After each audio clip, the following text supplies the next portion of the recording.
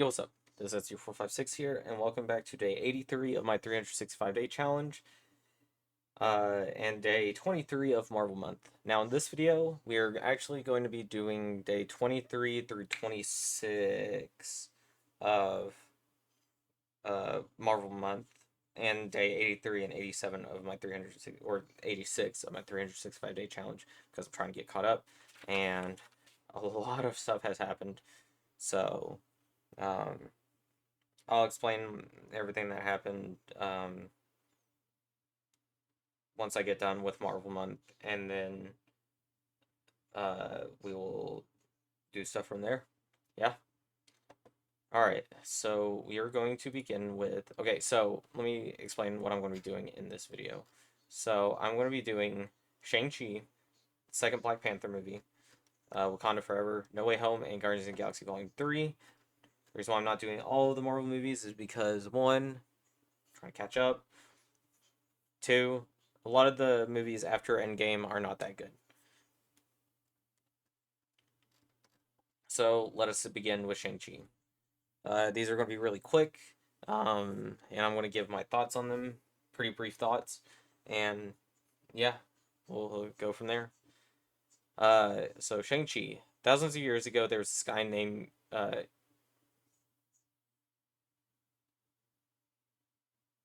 Wenwu.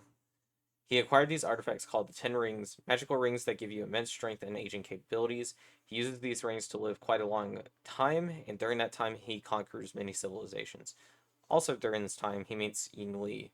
They fall in love and have two children together. One named Shang-Chi and the other named Ling, I think. Eventually, he begins to live a peaceful life and locks away the Ten Rings.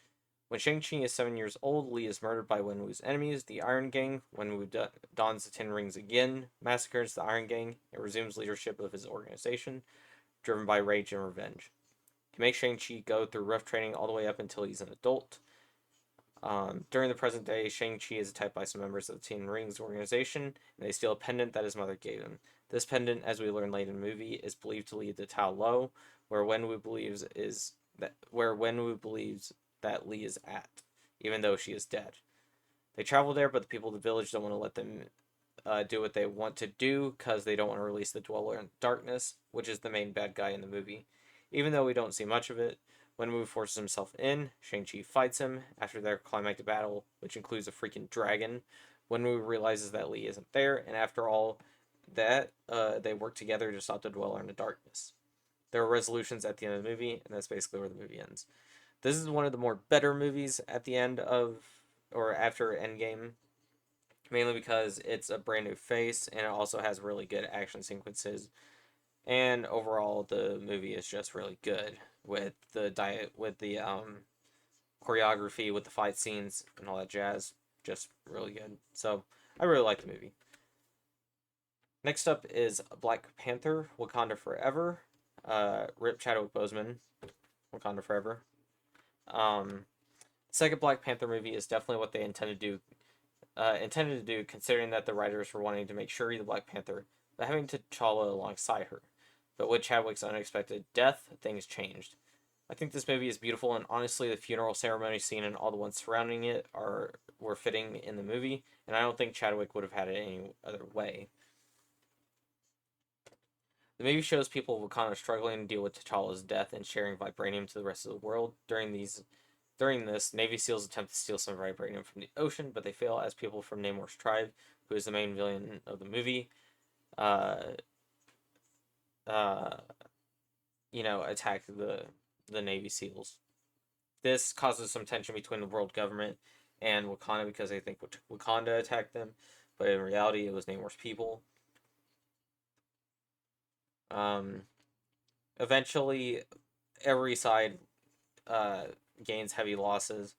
Shuri enacts revenge against Namor at the end of the movie because she thinks that Namor is the cause of their deaths, but all this could have been prevented if the misunderstanding, if they just talked it through.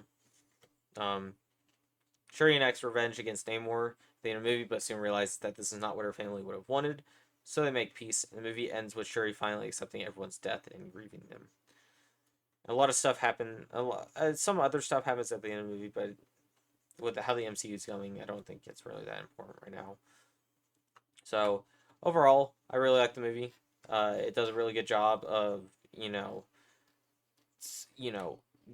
it's a good sequel to Black Panther, and I think they did a really good job with that.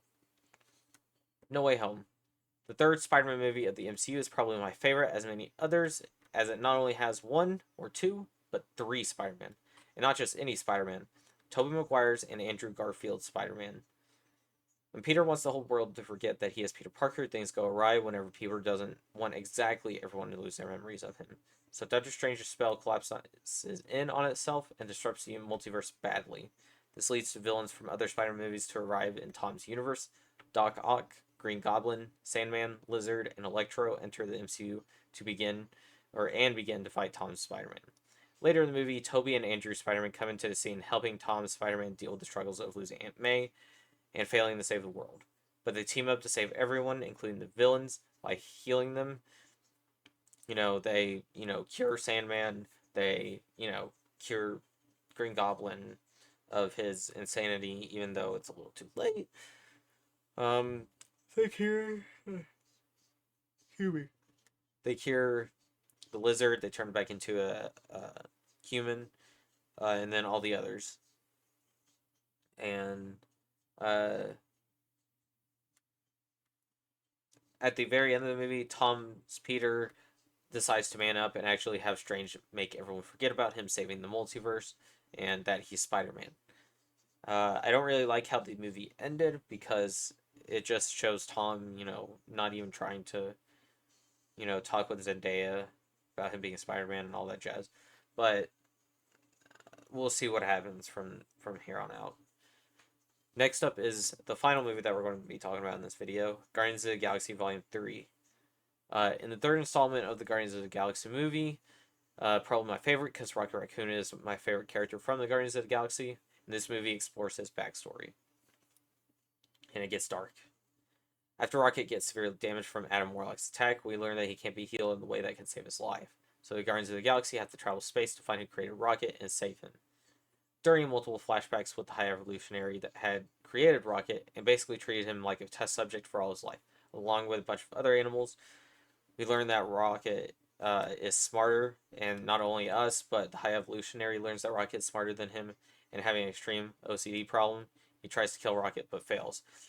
Unfortunately, after Rocket makes some friends, which are also test subjects from the High Evolutionary, they die, and Rocket, is just like he can't do anything because he's a younger version of himself, and he just he unfortunately can't save them. Um, the scene was very cruel and honestly one of the only ones to make me cry in recent years, so that's why it's probably one of my favorite scenes from the movie. Later in the movie, they get Rocket healed up, they defeat the High Evolutionary, and save all the test subjects from him. The movie ends with the Guardians of the Galaxy reforming, having Rocket and Groot being the new leaders of it, and the other members going on their own journeys. So overall, those four movies are the only ones that I really think of that are, pretty good enough to, warrant them being good enough. So, yeah.